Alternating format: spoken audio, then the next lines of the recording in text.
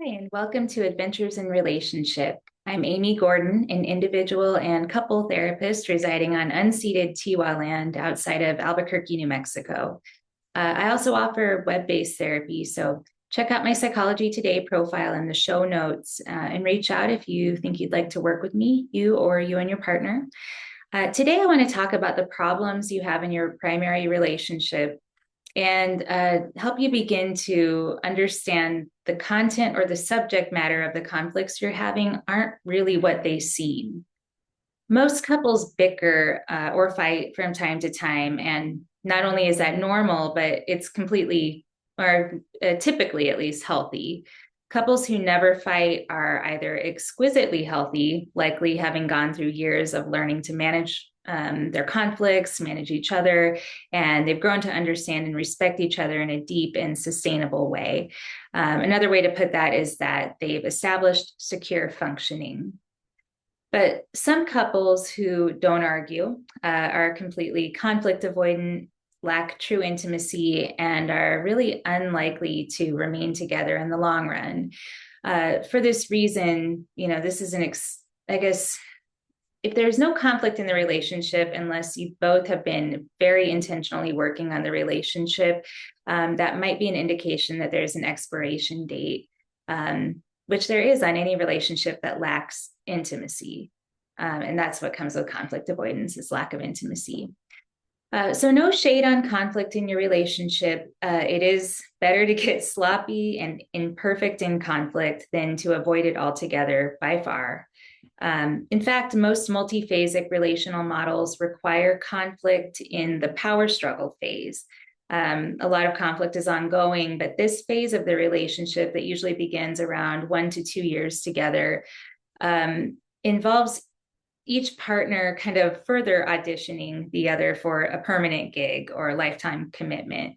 So early on in the relationship, we have like a commitment phase. Prior to that, we have this honeymoon phase, and we're on that kind of dopaminergic cocktail.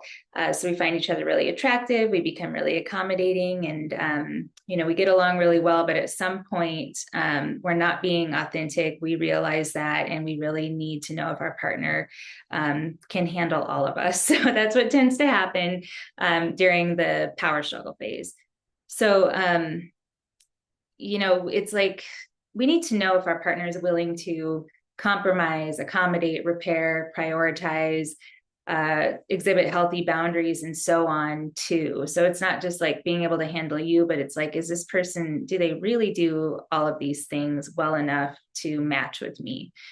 So in this phase, we're unconsciously holding our partner to the fire to prove, really to have them prove that they're up for the job. And unfortunately, some couples never make it through this phase. Oftentimes that's due to overblown self-protectiveness, paranoid and retaliatory behavior. And it kind of boils down to general emotional immaturity. So couples who stay stuck in this phase are often, emotionally immature. And you know them when you see them because they're kind of miserable and awkward to be around. Their chronic resentment is kind of palpable. And you might know a few of these couples. But most of the couples who can't co-manage their way out of the power struggle phase end up splitting. And that is what ends up splitting up most couples in a lot of regards. It's just too exhausting and resource depleting to remain in this phase for much longer than a year or so. Some people do it for years and get out, but if that's been going on for a year or more, I would say it's time to start considering getting help. So the bulk of arguing should be decreasing after having lived together for about a year. So not so much, if you're dating for a year and move in together a year later, which tends to be a pretty normal trajectory. And of course, every couple is unique and there are always exceptions to these broad strokes. But I recommend getting counseling if the conflict is still ever present or escalating past this time frame. And that time frame generally being over 2 years together and having lived together for about a year. It's, just unlikely in this case that the two of you have the skills to work through the underlying power struggles in your relationship without professional assistance. And of course, life will throw things your way. Conflicts will continue to come up well beyond the power struggle phase. But the more we work through these things, the slings and arrows of life, I guess you can say, the things that come up that bring up new conflicts that kind of hit us up from a different angle and trigger us, the more we get through them, the more secure we should be getting. So that is to say, conflict is generally good. Just as triggers, like individual triggers are opportunities. They're opportunities for greater access and understanding to your own wounds. And similarly, relational disruption or conflict can be an opportunity and a catalyst for increasing connectedness and understanding in your relationship. You can think of it as a fertilizer. And just like a fertilizer, it stinks and it feels like shit, but it's a fundamental part of growth. Oftentimes we fear conflict, and that's due to an over focus on, I guess with the fertilizer metaphor, it's an over focus on the shittiness of the situation, how bad it stinks. But we have a choice, and we can choose to acknowledge the nutrient rich alchemical magic that's in play when one person expresses hurt in the couple system. So I don't know, before I get too lost in metaphor here, let me spell out that I'm referring to the shit being our partner's crappy presentation at the start of the conflict. So oftentimes this might sound like an accusation, or it might be dramatic, it might be critical, and so on. And yes, we should all try to be more direct about our vulnerabilities. We should be leading with relief. We should use mature communication to discuss our pain with our partner. But most people won't, don't, or can't, and can't because they just haven't learned how. Rather than taking the bait of getting caught up in the content of what they're saying, or the really kind of the presentation of what they're saying, what I want to invite you to do is access the knowledge you have of your partner to understand why they got hurt so easily over this. And I'll give you a clue that 99% of the time, the reason they're upset has to do with a need that was never met in their childhood. If it's hysterical, it's historical, they say.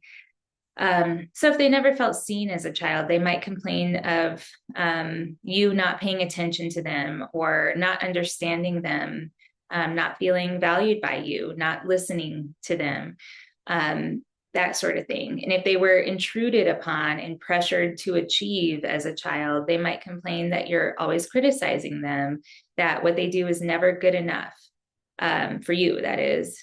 If you're inconsiderate in their eyes, their caregivers likely never respected their preferences or sensitivities, and so on. You get the point. So what I'm encouraging you to do here is understand where your partner is coming from. That they might complain because you interrupted them, but it could be tempting to respond directly to the, oh, you interrupted me, right? With like, well, you were going on and on, or I didn't really interrupt you, or I thought you were finished, or whatever. Instead, try understanding that they didn't feel like they had a voice in their childhood. They're sensitive to being interrupted for that reason. Maybe they received messages that they were too much, that children should be seen and not heard, or that their parents were immature, aggressive, judgmental, whatever. Couples benefit greatly by coming to learn these things about each other. So don't take the bait, don't grab the low-hanging fruit of their flawed presentation. You can aim higher. And if they say something like, oh, stop interrupting me, take a breath, remind yourself where your partner came from, and respond to that need. They need to feel like they have a voice. So instead of, well, you were going on, or, the like, try, just apologizing, like, oh, sorry, darling. I'm really interested in your story. I was just really excited to tell you that almost the same exact thing happened to me too. I should have waited though. Or, you can keep it basic, just like, oh, you're right, my bad. Or simply, sorry, I interrupted. So that's the drift, just really acknowledging why this thing might hurt them, and addressing that need versus their presentation of the need. There is a caveat to all of this, though, that I think is really important to mention. And that is that I'm not asking you to be a doormat. So if your partner doesn't respond well to this approach, you're either way off base in your assumption about their underlying need, or there's a real problem.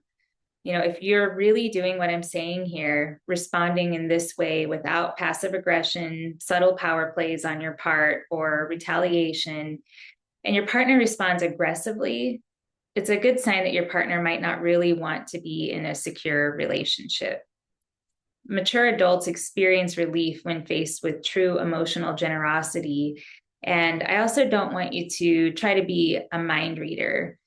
So depending on how long you've known your partner and other potential factors, you might have a real lack of knowledge, or you might have some assumptions. You made some inaccurate assumptions about their past, their wounding, their trauma, what triggers them, what they're sensitive to. So it's always a good idea to learn these things about each other over time.